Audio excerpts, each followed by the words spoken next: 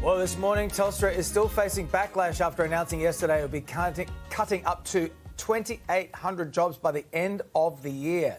Now, this move raises questions about the future of AI and its major disruptions to the workforce. For more, we are joined by workplace expert Kim Seeling Smith, who joins us from Queensland in Townsville. Kim, what does this signal about AI and the fact that it's going to influence Aussie industries? Oh, it's going to influence industries across the world, not only telco, but especially industries that have dull, dirty, and dangerous jobs. Those are the first jobs to go, as we're seeing with this Telstra announcement yesterday.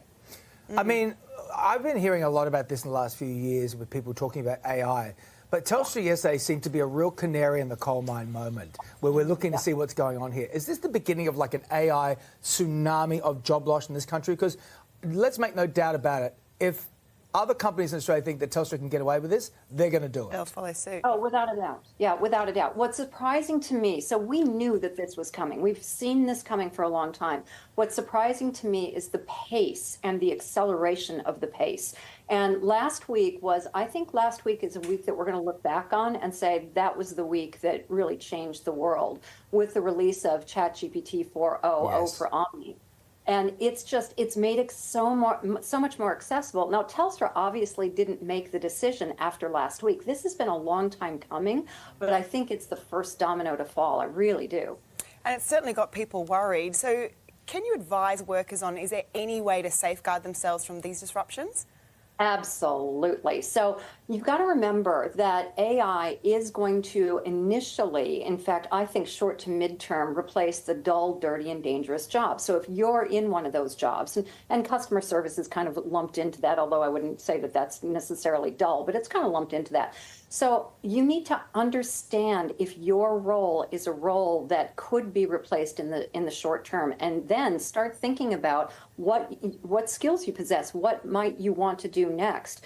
On the other end of the spectrum, it's going to replace those devilishly complex roles. But those of us in the middle, which is the vast majority of us, we've got a real opportunity to learn how to use AI to do our jobs better.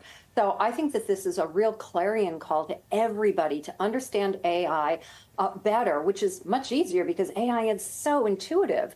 Understand how it's going to impact your job and upskill, upskill, upskill. Don't wait for your company to do it. Do it off your own bat. And there's plenty of free courses being offered now to help you do that. So take advantage of those. Absolutely, Right. but you're still going to see an enormous amount of job losses if this does continue throughout the industry here. And I've heard this mentioned overseas when people talk about AI, but is this a conversation we should be starting to have about something called universal basic income in this country? Yes, and that is rife with problems as well. But we've got to start thinking about all options, because if we are moving into an era, and I think we are, well, the World Economic Forum says that AI is going to be creating more jobs. But let's face it, the people that are going to be losing their jobs aren't going to necessarily be able to upskill themselves quickly enough to take those jobs that are being created.